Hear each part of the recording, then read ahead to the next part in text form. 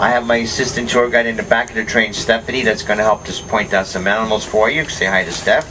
Hi. Hi. Now, for your safety, please remain seated at all times with your heads, hands, and feet inside the car, and please refrain from eating, drinking, or smoking during our journey. That was for you, Mister. Are you guys ready for a ride on the wild side? Yes.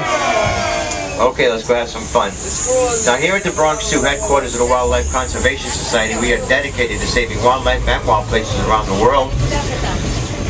And today I'm going to be taking you on a wildlife tour of Asia, which will include India, China, Cambodia, Nepal, Pakistan, and Indonesia, all without ever leaving the Bronx.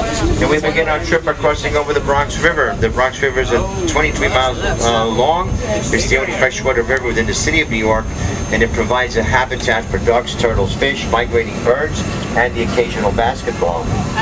Now, Asia is the continent with the largest number of deer species, and it is well known for its deer diversity. If you take a look over towards your left, you're going to see one of our black buck antelope. Now, at this time of the afternoon, all the animals have migrated all the way down to the left, and we'll catch up to them in about 8 to 10 minutes. We'll see more black buck antelope, maybe. But the black buck antelope is the smallest antelope in Asia. They only stand 2.5 to 3 feet tall, and a mature male will have a darker chocolate brown coat with long spiraled horns, while immature males and females are tan and white in color. Now, we also have Barasinga deer, which is a large honey-colored deer, also known as a swamp deer. And in the Hindi language, the word Barasinga means 12-tined, because the males can have 12 to 14 points on their antlers.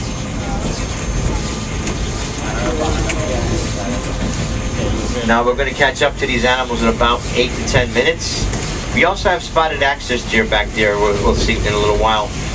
And they've been exhibited at the Bronx Zoo since 1899, and I'll point them out to you in a little bit. Now, the huts we're about to pass represent an important conservation story which involves the Barasinga deer. In 1970, there were estimated to be only 66 of the Barasinga deer remaining in central India. But this population was saved by the cooperation of the local Indian community. Like the shacks you see here, there were many small farms using space in and around India's Kanha National Park. These people were coming into contact with the deer and the tigers that were also living there.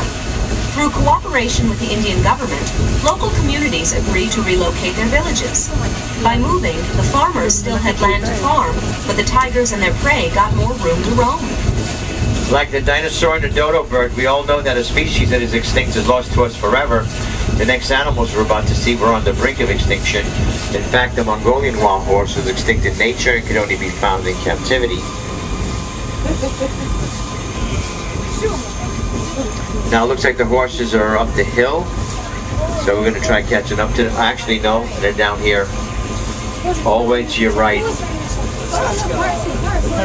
Now, captive breeding of the Mongolian wild horse began with a group of 28 horses in 1901, and the Bronx Zoo received its first horses in 1902, and we have maintained our herd ever since.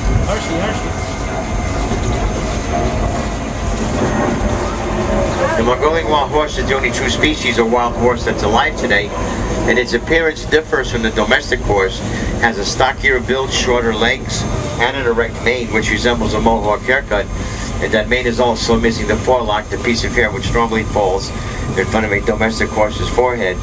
Now, captive breed, the Mongolian wild horse has a long and rich history, which is well entwined with our own human history. The first accounts of Mongolian wild horses come from rock engravings, paintings, and even cave drawings that date back more than 20,000 years. And the first written accounts were from Tibet, sometime around 900 AD. But these horses remained largely unknown and unnamed to the Western world for many years. During an expedition to Central Asia in 1879, a famous Russian explorer and naturalist, Colonel Nikolai Przewalski, encountered the horse in western Mongolia. Because of his discovery, this species is also known as Przewalski's horse. Now, in recent times, there has been some successful reintroduction into the wild in parts of Mongolia and China from herds of horses that were bred and raised in North American and Asian zoos. Now, as we went through that first exhibit, you may have noticed that some trees are wrapped in wire, and that wire is there to help protect the trees from the animals. Some animals like to eat parts of the trees, and others like to rub their horns or antlers on the bark of a tree. If the trees get damaged, they can die, And since they provide shade and shelter for the animals, we try to protect as many trees as possible. Take a look over to your left. Along the left-hand side fence, you'll see one of our brown reindeer deer. Then take a look directly in front of you. Follow that fence to the right, and you should come into contact with some more of the brown reindeer deer. Now, they get their name from the look of the male's antlers, which form a brow shape in front of the deer's face. Now, these deer are considered to be vulnerable